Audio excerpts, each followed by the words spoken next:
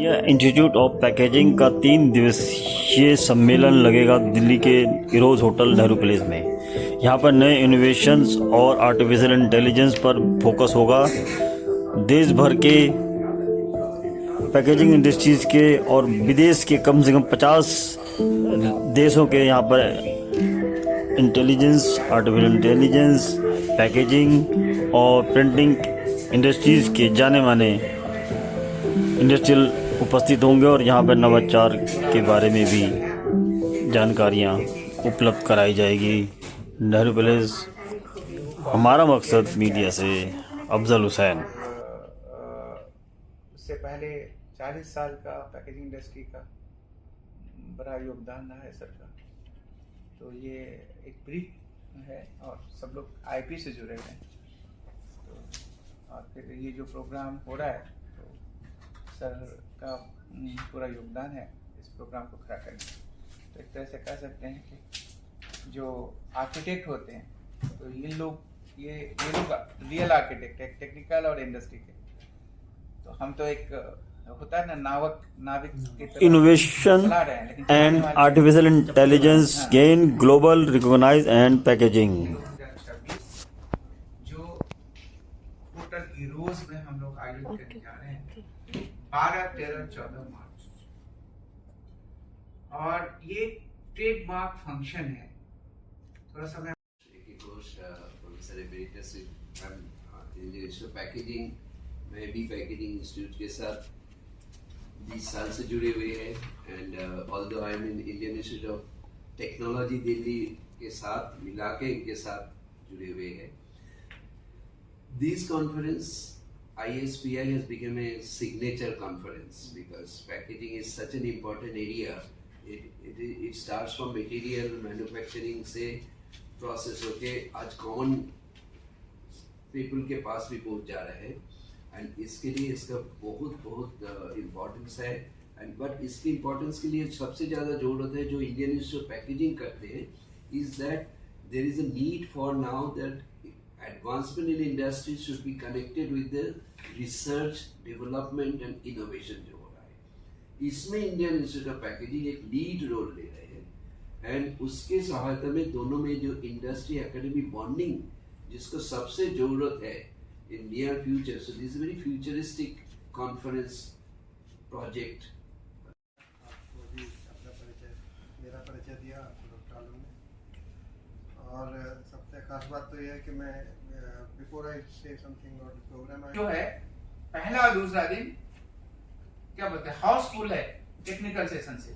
तो मैं चाहूंगा कि हमारे दो वरिष्ठ मेंटर्स हैं वो प्रोग्राम के बारे में थोड़ा सा ब्रीफ करेंगे। Sir that is 6th international summit for packaging industry 2026 organise कर रही है होटल इरोज में 12, 13, 14 मार्च। इसमें कंकरेंट इवेंट्स हैं startup conclave for packaging industry, research conclave for research scholars and academicians. उसके अलावा हमारे इस इंटरनेशनल पैकेजिंग समिट में 3 दिन के 120 से ज़्यादा speakers, panelist, researchers, policy makers इसको एड्रेस करने जा रहे हैं। और 500 से ज़्यादा इंडस्ट्री के लोग इसको ज्वाइन करेंगे, डेलीगेट ज्वाइन कर रहे हैं। और विश्व भर से 25 देशों से लोग इसको ज्वाइन कर रहे हैं। 50 से ज़्यादा डेलीगेशन आ रहे हैं। सर मोटिव क्या है वैसे इस इंस्टीट्यूशन का? और ये 3 दिन का पैकेजिंग बड़ा इम्पोर्टेंट रोल अदा करता है हमारे डोमेस्टिक बिजनेस के लिए, एक्सपोर्ट के लिए। और पूरी दुनिया भर में क्या नवाचार हो रहा है, इनोवेशन हो रहा है। पैकेजिंग हर दिन एक नई ट्रांसफॉर्मेशन होती है, पैकेजिंग में नया इनोवेशन होता है। तो ये पैकेजिंग इंडिया को आने वाले दिन में इंटरनेशनल हब बनाने में और एक अग्रणी देश पैकेजिंग में बनाने में इस उद्देश्य से टारगेट क्या रखा था? कुछ जाहिर है कि अभी टारगेट जो पैकेजिंग इंडस्ट्री 5वें पायदान पे है वो 3रे पायदान में हो सर जाएगी। कोई अरब कंट्री से भी कोई डेलीगेशन आने वाले? आ रहे हैं आ रहे हैं। आ रहे हैं। सर आर्टिफिशियल इंटेलिजेंस की अगर बात की जाए तो आपका डिज़ाइन डेवलपमेंट एंड रिसर्च में एआई का क्या रोल रहने वाला है? जैसा कि पहले भी सर ने कहा है, राकेश सर ने, कि आर्टिफिशियल इंटेलिजेंस आप हमारे प्रोडक्ट की मशीनरी की इफिशिएंसी बढ़ाने में मदद करेगी। पहली बात, क्वालिटी को और रोबस्ट करेगा, और सबसे बड़ी बात है कि जो ऑप्टिमाइजेशन है हमारी लॉजिस्टिक कॉस्ट में, उसमें बड़ा रोल अदा करेगा। और फिर कोई भी ऐसा सेक्टर नहीं है जो आर्टिफिशियल से जूझता हो, तो पैकेजिंग कैसे हो सकता है?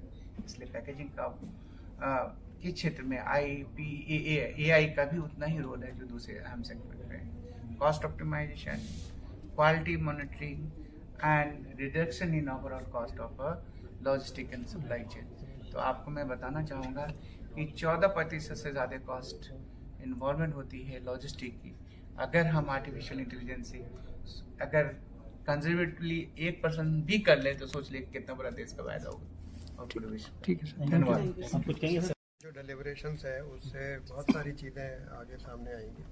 और जो बात नवाचार की है, तो पैकेजिंग बड़ा डायनेमिक फील्ड है और हम सब बातें उसकी इकोनॉमिकल इम्पैक्ट चीज़ करते हैं, लेकिन एक चीज़ का हमें सबसे पहले ध्यान रखना चाहिए कि सबसे ज़रूरी चीज़ है फूड और मेडिसिन, और इन दोनों एरियाज में पैकेजिंग का बेहद कंट्रीब्यूशन है। इसलिए कि food preservation, increase of shelf life, जो हम लोग रेडीमेड फूड प्रोडक्ट्स होते हैं या सेमी कुक प्रोडक्ट्स होते हैं या दूसरे भी प्रोडक्ट्स होते हैं, उनकी शेल्फ लाइफ को बढ़ाना, और मेडिसिन की डिलीवरी और सही कंडीशन में और सही समय तक और लंबे समय तक रहे, तो उसके वो ठीक रहे जिससे कि एक्सपायरी ना हो।